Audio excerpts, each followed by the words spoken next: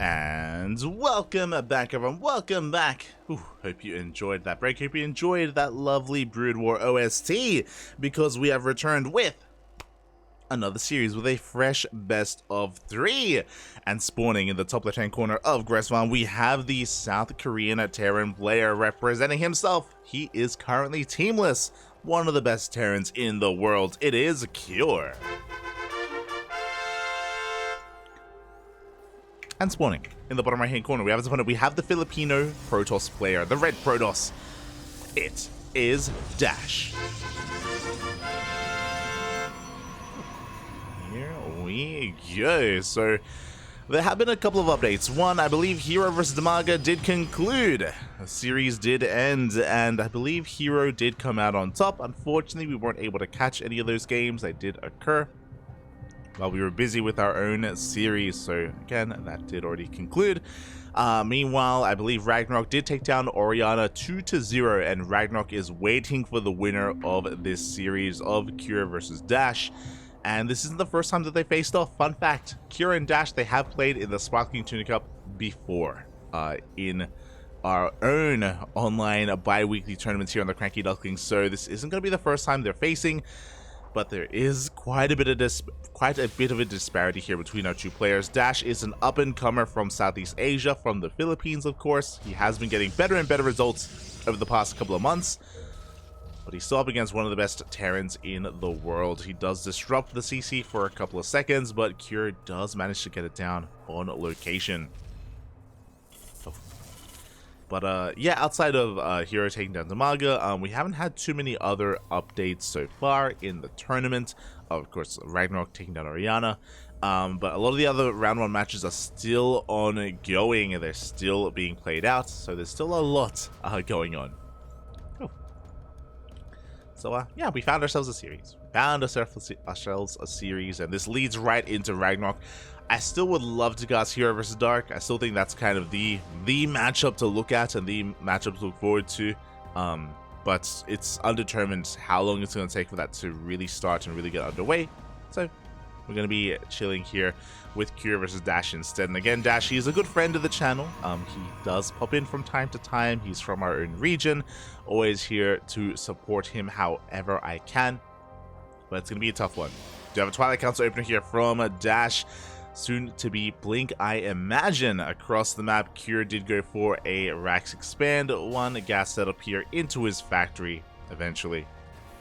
So very economic here out of Cure, as he does keep his Reaper hidden here behind the mineral line, just waiting for the first unit to move out before really revealing himself, but he is going to be pushed away. StarDash minimizing his losses, pulling back his probe. And we have our 1-1-1 setup from Cure, not going into a 3 Rax or a 2-1-1 like we saw out of Future. Everything's looking a lot more on the up and up here from our Korean Terran. Oh, so we have our first Widow Mines on the way. The first Hellion is out as well, just to get the scout off and to get eyes on the gateways. Oh, there's nothing here. Oh, good. As the Stalker is busy in the main, does take down the Reaper. But a lot of these probes are under threat so far. Only one worker going to be going down here at the natural. Do get a second probe in the end as well. A lot of lost mining time, as DaSh does clean up that Hellion. But again, it did more than enough damage. It disrupted the mining here at the natural, and the Reaper was able to get a full scout. Looking at the vision here of Cure, I believe he did scout the Twilight Council. He's fully aware of Blink that is on the way, and it looks like DaSh is going for an economic opener. We only have 2 gateways available here for DaSh. I wouldn't be surprised if he's going to be going for a 3rd base behind this, but we'll see. We'll see if he does that or no, never mind. He delays his 3rd and goes for a much faster Robotics Bay instead. Working towards those Disruptors or Colossus. More often than not, it's going to be Colossus first. Not always. Blink is still a couple of seconds away from finishing. The Stalkers being out positioned on the other side of the wall. The mine shots are going to be going off, and so far, actually, they're going to be unburrowed here. We're denying a lot of mining time. We head into the natural as well. Up! Up! Oh my god. And there's barely any mining. There we go. First Widow Mine is going to be going down. The second one is still alive. And hopefully DaSh remembers that it's still alive here in the main base and he doesn't pull back too soon. Okay, it looks like he will clean this up and he does have Blink available. Oh, oof. A little bit mistimed on that Blink. Does lose a Stalker, but he cleans up both Widow Mines, but they did more than enough damage. You may be thinking, but the mines though, they didn't really kill too many probes. True, you're not wrong, but they don't need to kill workers. That's how cheap a mine drop is. On top of that, the medevac survives. The medevac survives, and what damage was done was the lost mining time. So much lost mining time here from DaSh this early on is devastating, and that does really slow him down. And now here comes the big push from Cure. I don't know if he can be stopped. He's got 2 tanks. He has a Raven for anti-armor missile or even auto turrets, even a disable. Marines are arriving as well. DaSh, he rushed into this robotics base, rushing into this Colossus, but by the time it comes out, it can be disabled. And there's only 1 Colossus to defend. As the tanks are leapfrogging forward. Again, we don't want to waste that disable yet. We want to wait for the opportune moment. As you see a bit of a scan, it looks like Cure second guessing himself here. He's expanding, taking a 3rd base on location. Oh, as we do see DaSh diving on top of the army, he does take down one of those Stalkers. Ooh, loses his Observer and a couple of Stalkers in the retreat. As we do see Cure waiting for some reinforcements. At this point, I don't think he can quite dive on this. Not anymore, as we do see DaSh dive on the tank instead. The second tank goes down. The second Colossus has arrived, and DaSh should be able to push this back. We do have the disable, but Cure needs to get the hell out of here. Never mind, he's dancing with death right now. He's playing with fire. He's coming in with reinforcements. We have another disable. Looks like, yeah, he has enough. He cleans up the Stalkers. He focuses down one of the Colossus, and he's going to get the second Colossus just barely as well. Again, really nicely done judging the situation.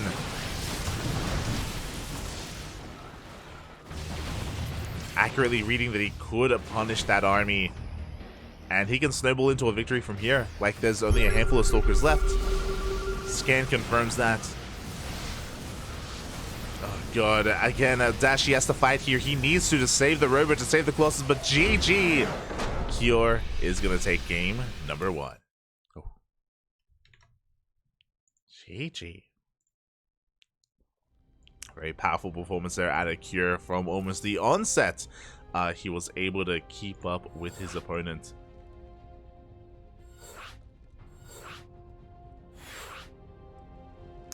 Able to keep up and knock him down. Initially, with his initial Hellion harass, he was doing a lot of damage. The Widow Mine drop as well was insane, and that all led into that push. And because of how much economic damage was being done, we did see that DaSh was just slowed down time and time again.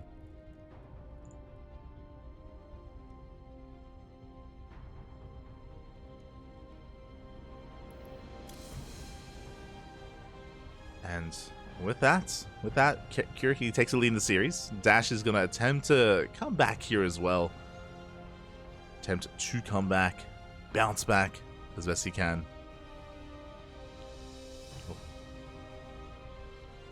And yeah, we'll see if he can overcome the might that is Cure. Just a cleaner early game is what he's going to be looking for here. That's why things snowballed out of control, like because of so much economic damage being done. Did mean that, you know, DaSh, he had a couple of less warp-ins, a couple of less units that he would have liked, slower Colossi as well. The Colossus production was slowed down. And it all led into that win. And from here, getting into game 2. We are getting ready. Okay, so that's hopefully not going to be in the player slots. We're good, we're good. Tis all good.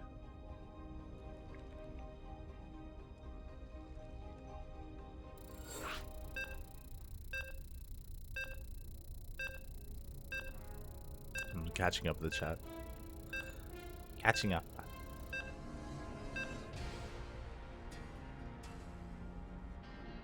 business up top, party down below. Pretty much. The things you don't see in the GSL broadcast. Oh. And here we go, spawning in the bottom right-hand corner of Dragon Scales, we have the South Korean Terran leading the series 1-0, one game away from advancing on into the next round. The teamless Terran, it is Cure.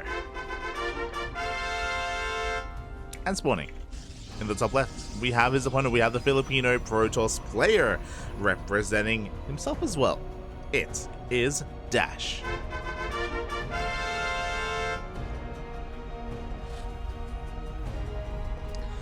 And for those wondering, I'm sure some of you may be, hold up, Cure is teamless? Yes, he is. I've been trying to bring this up whenever we cast Creator, for example, but I don't think we've been able to cast Cure since the weekend. But yeah, Cure is currently teamless. Unfortunately, Team Abydos did disband, and the players were released out into the wild. So players like Cure are teamless, DRG, Nightmare as well, SOS, Genio, Quanta. It's a shame just because of how large the team was. Like, there were a lot of Koreans on Abydos, as I just mentioned, and now they are all just kind of cast into the wind. And yeah, hopefully they're able to land on their feet. Hopefully they're able to find some teams to support them, especially the higher tier players. Like, I love Genio and I love Quanta, but they aren't full-time, and they've been having a really hard time breaking into the scene just because the Korean scene is so competitive. But when it comes to the other big names, when it comes to players like DRG, you know, Dongregyu or Nightmare, or even Cure as well, of course, even Cure. I hope that they're able to find some teams that can support them, some teams that can facilitate for their ability to compete and improve and play in StarCraft, just because they are such amazing players. Again, Cure is believed by many, myself included, to have the best TvP in the world. Like, he straight up is one of the best Terran players in the world right now. Maybe third place, maybe second place, and, you know, again, definitely a player deserving of support. Likewise, DRG was really surprising and really impressive over the weekend in WTL. DRG put in a lot of work, and he took down a lot of big names, a lot of big players, especially on CranKy Z Gaming. He took down Hero, he took down Dark. DRG popped off like a madman, like an absolute madman. And Nightmare, even though he didn't perform as well over the weekend, Nightmare is also an amazing player, so fingers crossed, fingers crossed. There is a name that I left out intentionally, and we casted him earlier. Creator is on a team. Creator, he is on Club NV. So at least he still has support. From my understanding, Club NV, they only have enough resources to support one player, which is why that they're backing Creator. Is the only one. Smooch. As we're getting into our openers, once again, Twilight Council opener into Blink here from DaSh on these two bases back at home. Cure getting into his 1-1-1 after, of course, his economic opener after his Rax expand. Nothing too crazy. Everything looking very similar to the last game. A shout out to Starduck in the chat, a fellow CranKy Duckling. 1 year subscribing with Twitch Prime. Thank you, Papi, thank you. KS2 cost when? That's not happening. That is not happening, Starduck. Shaking my head. Este Starduck. He's an Australian Protoss. He was an Australian Protoss player. Now I don't know what he is. He's an animal. He's a duck. Quack. As we have the drop tipping into the main base, Stalkers are in a position, and they should be able to keep a handle on this. Again, it was a cheeky drop, and it's looking to try to pick up some of these Stalkers, but so far good control out of DaSh. Does pull the weakened Stalkers back, but this is getting a bit out of hand. One Stalker does go down, and we get into the mineral line. The second Stalker falls. Ugh. At the same time, we do have a Hellion going into the natural base. Probes are forced off the line, and the Marines are still alive. Oh god.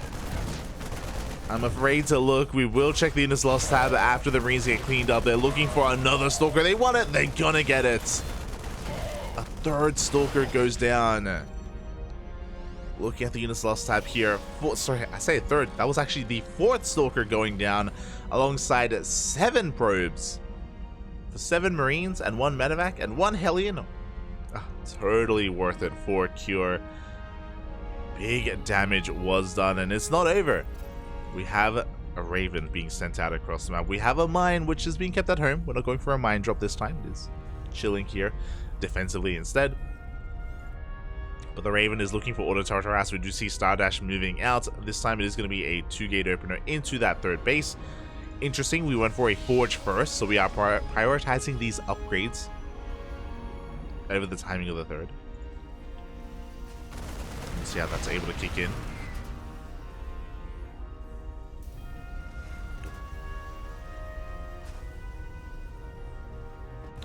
As we do have that Raven diving into the main base. Another auto charge here at the natural. Good focus firing. 1 probe goes down here at the natural. And it looks like 1 more probe went down in the main. So 2 probes in total. Again, nicely done for Cure. Considering that it's only energy, he still has the Raven alive, and he can go back in for some more auto charge harass in a couple of seconds. Meanwhile, he is going to be moving out with said army. Stim isn't even done, by the way. This is going to be a timeless Stim, combat shields and +1. It's going to finish by the time that army gets across the map instead. Oh boy. Here we go. Proxy gateway is thrown down. Auto turret continuing to get damage done. One probe goes down. But here comes that army so far unscattered within range of the cyber core. Uh-oh. No, that's not Toast's pylon. Uh-oh. Charge may be denied here if the pylon goes down. And it is within range. Yeah, the pylon will fall. Chrono is wasted. Twilight Council is depowered. At least +1 finished. +1 did complete. Cure, could he go for the Twilight Council itself? It's also, he's within range of the Forge. He's crazy. Yeah, as the Forge is going to be going down. At least the Twilight Council does survive for the time being. Stalkers are trying to trade here. They're trying to push in. Charge heavily delayed. The Zealot's having a hard time closing that distance. Some friendly fire is being done to the Bio Army of Cure. Oh my god, but the tanks are within range of the... Are they? Oh, they don't have vision. But they are within range. They are within range of that Twilight Council.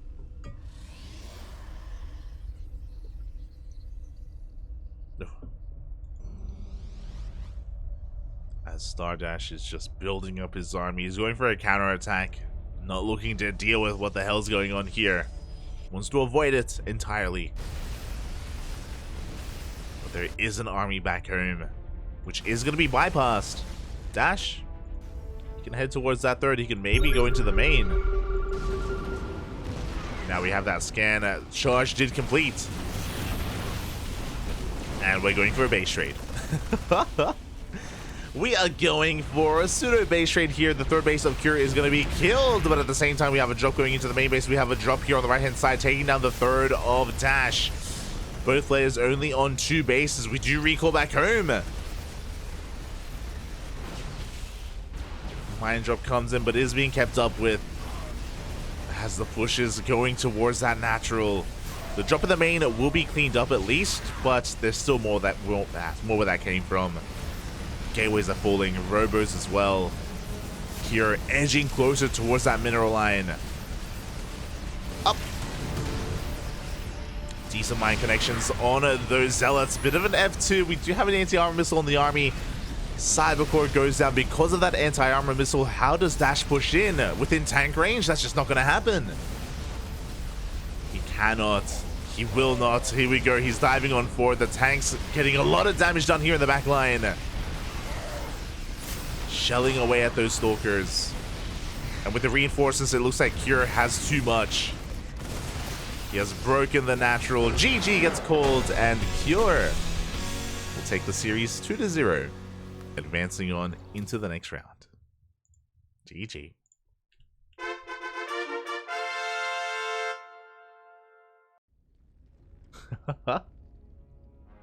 Catching with it. He's a what? I did not think 4 Stalkers could lose to 7 Marines. It was impressive. Impressive what Kira was able to get done with what little units he had. Snowballed out of control. GG, well played.